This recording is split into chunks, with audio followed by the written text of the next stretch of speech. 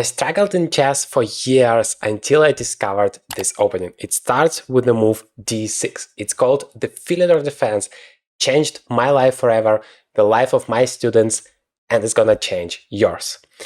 You don't care what your opponent is doing, you always play the same thing. It's so universal. e4, d4, you go d6, then you play knight to f6, and we are attacking this pawn on e4. We are playing here against the subscriber of our channel. Don't look at his rating, I'm sure he's much stronger than that.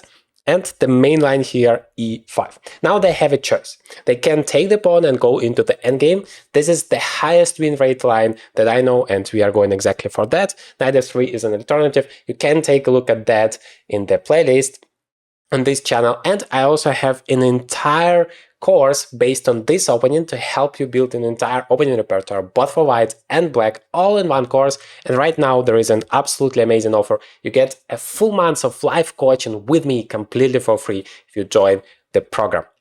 The link would be in the description. Don't miss this amazing opportunity. So we take here on d8, and a lot of players are afraid of going into the endgame because they say, well, you have lost your rights to castle. No way I'm gonna do that.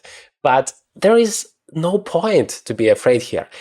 Without the queens, there is no danger for your king. And in the center, it's actually better than otherwise because you control so many squares. And this move c6 is what I want you to remember. This is the key move because you control so many squares here. The knight cannot go forward, cannot create any problems for you. They play normally castles, but okay, rook d1 is generally the same thing. We just play knight to d7. Forget about this bishop on c8 for a while. Don't be afraid that, oh my god, it's not going out. It's gonna find its way later on. First, we need to develop everything else and create problems for our opponent. Our main plan is this queen side attack. b5, a5, just trying to destroy our opponent. But the number one mistake people under 2000 ELO are making is not thinking about the opponent's ideas. That is why you lose at chess. Feel free to pause the video for a second and try to find out the best move for black here. I hope you did it. He played knight to f3. The pawn on e5, it looks like it's protected, but because our knight is pinned here, it's not. And in fact, we have to be careful with it. To solve the problem, we simply play the move king to e8. We defend the pawn on f7 as well as go away from the pin, so now the e5 pawn is protected. Why it's important to defend the f7 pawn? Well, now if our opponent plays bishop c4, the pawn is already protected, and we can just go ahead with our ideas later on. e5 pawn is your number one priority. Always be very careful not to lose it, because otherwise the entire position is collapsing, and you're gonna come to comments and say, well, this horrible opening, I always lose. Well, we both don't want that, so please keep an eye on this pawn. This is your gold one, as well as this c6 move.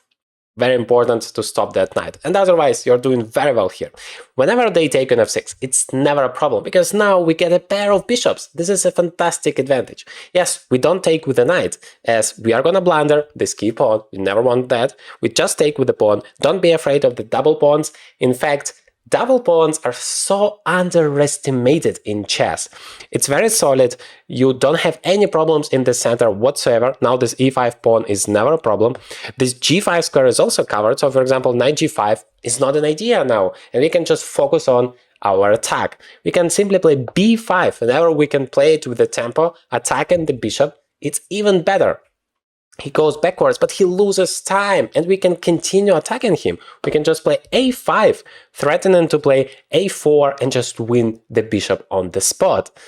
You cannot ignore that. So every single time you go forward and create those threats for the opponent, he has to go backwards. This is a huge thing that helps us to make progress. The next step is knight to c5. This knight on c5 is absolutely fantastic on this square here.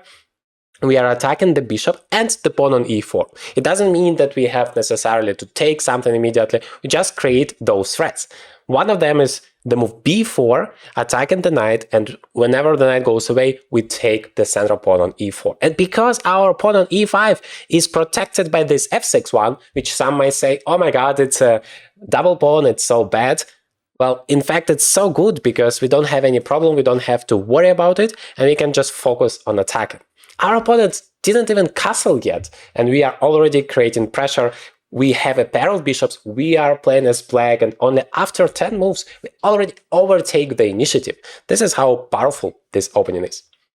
He plays bishop a2 because he was afraid I'm gonna take on b3 and then bishop e6 to attack that pawn, and it's really difficult to even defend that, you have to go backwards. But now he's very passive, and this is such a huge mistake you might be making in chess, because I'm going forward, I create threats, and you're just defending, even though you're playing as white. So this is the opposite of what you should be aiming for.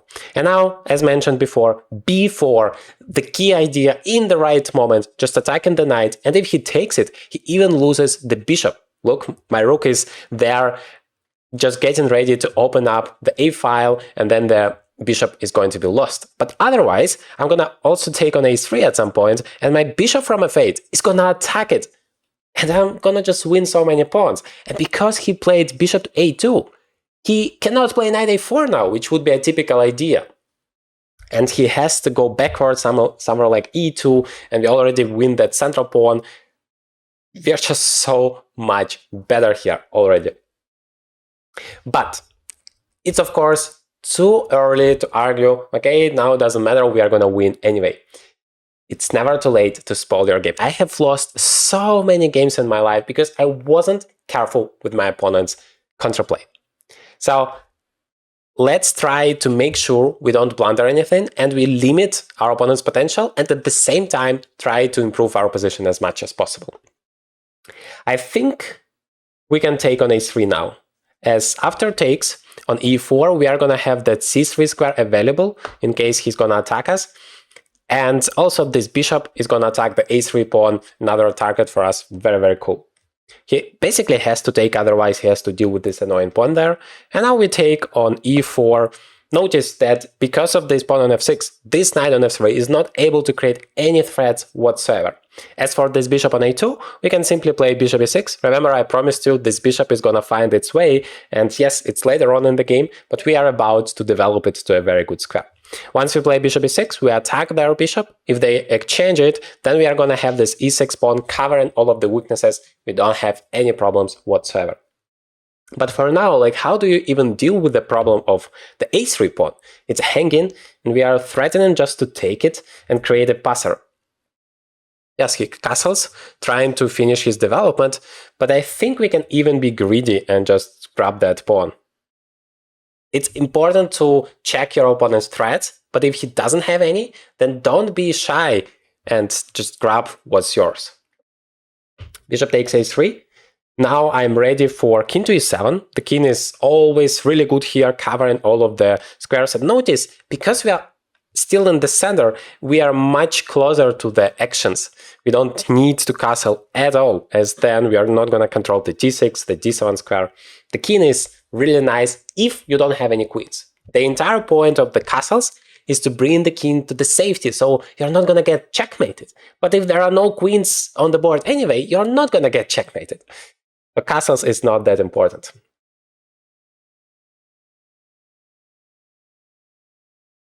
Rook to d3. Our opponent is trying to create a threat, which is good, because at the same time he improves his position. I assume next move he wants to play rook f to d1 and threaten some checks, winning some material, and I should be careful with it.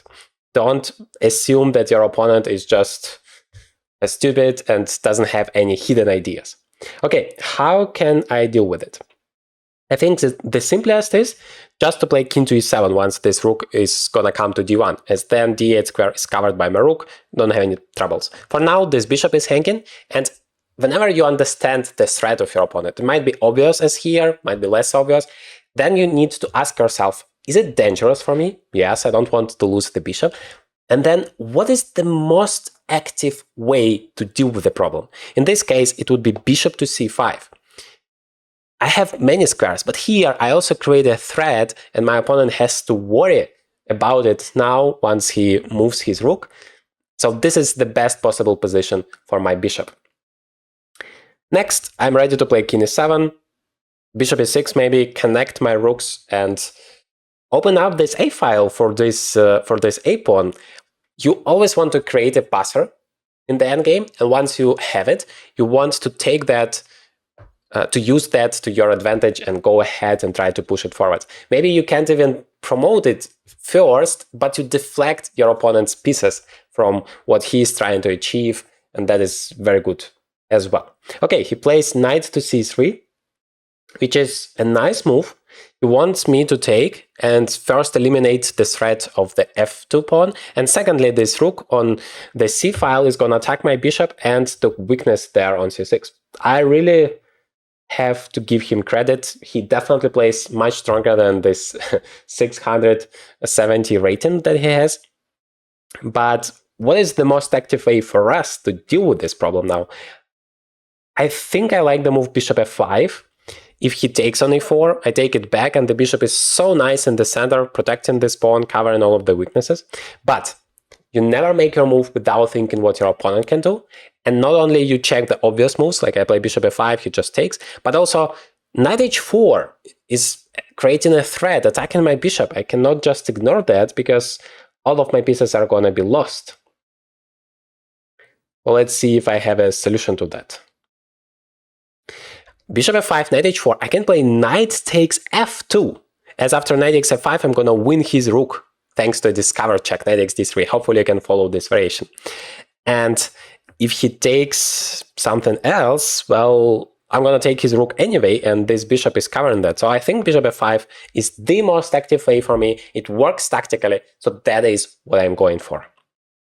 Once you have a pair of bishops, it's very important to use it to your advantage. Activate all of the bishops, try to open up the position as much as you can so that the bishops are powerful. It's controlling a lot of diagonal. If the position is closed, you're not going to be able to take advantage of it. And of course, the power of the development is the most important thing in chess. Nobody cares if you have extra material if you don't use it. So please activate as many pieces as possible, as fast as possible. Here, I'm still kind of behind in terms of my development because, well, I was busy grabbing all of his pawns, right? But now I'm trying to catch him. This bishop is already great. And now after rook c3, I can simply play bishop b4 with the tempo. And I think he cannot play rook c4, as I have bishop d5. I'm still protecting the pawn, attacking the rook, and attacking his bishop. Which means this rook doesn't really even have a lot of squares to go. Rook b3 still runs into bishop d5. The only move I see is rook to e3, but I can even be incredibly greedy and take yet another pawn on c2. We have to check some variations so that we are not going to get into trouble. But currently I don't see a big reason why not. Thanks to these double pawns, which someone might call weak, I would argue it's so strong it stops the entire counterplay of my opponent. The alternative is to play bishop d5 and go back to the idea of exchanging those bishops. Also, if he takes, that makes my pawn structure better, and then I'm free to push my a-pawn, so that his rook has to be passive somewhere on a1 trying to defend it, and that would allow me to connect more pieces into the attack and finally crush him. You might be wondering, what is this magic board I use in my videos? It's called Chess.Not Evo, and I enjoy it so much. I have it for a year now. It completely transformed the way I play chess and I train chess, because I can play both on Chess and chess.com online, but on a real board. It's a completely different experience, and I enjoy it a lot. I haven't had any major issues, and that's my favorite product from Chess.Not, because I have everything in one place. I have my books here, I have my studies here, I have my games, but they have so many different products according to your needs and your budget. The best part is, of course, you can use the link in the description as well as the promo code journeytograndmaster to get a big discount on all Chess.Not products. Now, back to video. Every single move that you make in chess, you should either make to go ahead with your strategic plan or to stop your opponent's strategic plan if it's dangerous for you. The best case scenario, if you combine all of that into one move. For example, when I play bishop to d5, that would limit my opponent's counterplay so much, and this is the only thing I really need to do here, because otherwise I'm much better, I'm just completely winning if he doesn't have any counterplay. But at the same time, it also helps me to go ahead with my strategic plan. That is why this is the best type of move. Maybe I should just do it. I mean, he has the move c4, and then, yeah, I have to go backwards, and at least he saves those bishops. So that, yeah, kind of pushes me to play bishop takes c2 instead to eliminate that pawn. But that gives a little bit of counterplay. He plays rook c1, I go bishop a4 to still defend this pawn on c6. And I feel like at least he's getting a little bit of initiative. So let's not allow that. Your number one priority, if you're better in chess, is just to make sure your opponent doesn't have any counterplay, or at least that it's not dangerous for you. And then you just convert your strategic advantage into a full point. So c4, bishop e6, afterwards, this bishop is covering all of the weaknesses. There are no problems he can create for me, but that bishop on a2 is extremely passive. It cannot move away because of the c4 pawn, and otherwise just standing there doing nothing. That is why my opponent takes it. But as I said, that helps me. It improves the pawn structure. I'm ready to play d4, as well as makes this passer on a4, on a file, free to go. Ah, that's nice. So he attacks the pawn on d5, developing a new piece. I really admire my opponent here. Hopefully he has learned a bit from the videos I make on the channel, because he develops every single one of his pieces, doesn't matter how difficult it is. And if I play d4, he prepares just to take me, right? Because the pawn is pinned, so I cannot do anything about it. However, there is a funny idea that after d4, if he takes rook takes, I just have bishop c5, forking all of the rooks and winning some material. If he takes with the knight, I still play knight to c5, or even rook to d8. In every case, there are a lot of pins there, which is so difficult to deal with. I think it's winning. I have a simple way. I can just play rook to d8. Defending the pawn, solving all of the problems, then, I don't know, somehow going forward. But if d4 works, this is the most active move, and I'm curious about it. Knight takes, rook d8, just to make sure that the knight cannot move, as otherwise I'm going to win his rook. And he cannot leave the e-file with this rook, as then I'm going to be able to take with the pawn. So he has to... I don't know what to move. Maybe a rook d3, let's say, to protect that rook, but then bishop c5. And whenever the knight moves... maybe knight c6. Yeah, let's say he has some kind of an idea here. I don't want, again, to give him any chances to go ahead and create threats. So instead, I'm just gonna play rook d8. g4, that is a perfect example for me. My one piece is still not participating in the game. So what do? I try to activate it so that I don't have any unemployment going on in my camp. Now the rook is very active, immediately creating a threat. If you can improve your piece, develop it, it's good. But if you can attack something in your opponent's camp at the same time, that would be even better. Okay, I can play h5 here, continuing the attack, but I don't like that he can answer with g5. And then I don't really want to take it, but otherwise, what's the point, right? So how do I actually make some progress? Maybe now it's time for me to play d4, because how on earth, you cannot take it. Now I'm ready for bishop c5, 100%. You can play c3, but then king goes away, and next move I definitely take the knight on d4. So d4 is possible. The question is it great for me or not? He can answer with rook e4, then still threatening to take it, and I'm not sure I'm making some progress. So I would solve the main problem here. I would just step back here to f8, step aside, and make sure there are no pins anymore, nothing dangerous my opponent can create against my king, and now I'm ready to play something like h5 and attack that pawn. He plays rook b3, probably trying to penetrate somehow, but I don't think it's gonna work. It's time for me to play h5 and ask a simple question. What do you do about this pawn? The more threats you can create against your opponent, the better it gets, if you improve your position at the same time. A lot of players play this hope chess when they are just make a move that is really bad for their position, but they are hoping that their opponent is gonna blunder, it's gonna work. This is something you should never do. But here, if you achieve some progress and at the same time create a threat so that your opponent cannot do what he wanted to do and has to react to your threat, this is pretty much always a very good thing to do. he has to go backwards and somehow defend it, then we already achieved our goal. Exactly, knight h2. Every time you go forward, your opponent goes backwards. This is progress for you. For example, I can keep attacking that pawn. I can play f5. Yeah, maybe in this case, what's going to change is I'm not attacking a piece as after h takes g, so he can play c3 and create a threat of his own. d4, if you're wondering, doesn't help. He can still play c3. And thanks to this pin, that's going to work for him. c3 is not that dangerous after all, right? I mean, yeah, he wants to play rook b5. Maybe it's going to be something. So I should be a little bit careful with it. I like still that my opponent tries to create those threats for me. This is the only way, because if you're passively waiting for your opponent to come and destroy you, that's never going to work. And he poses some questions. I still have to answer it. I like it. I think I have found an interesting solution. That leads me to the rook's endgame. I'm not sure how easily it is to win that, but it starts with the move h takes g. I'm just threatening to win another pawn with the check, so probably he has to take back with the pawn. Cannot take with the knight, f5 would just win it. And then the difference is this pawn would always be hanging with the check, so the knight cannot move anywhere.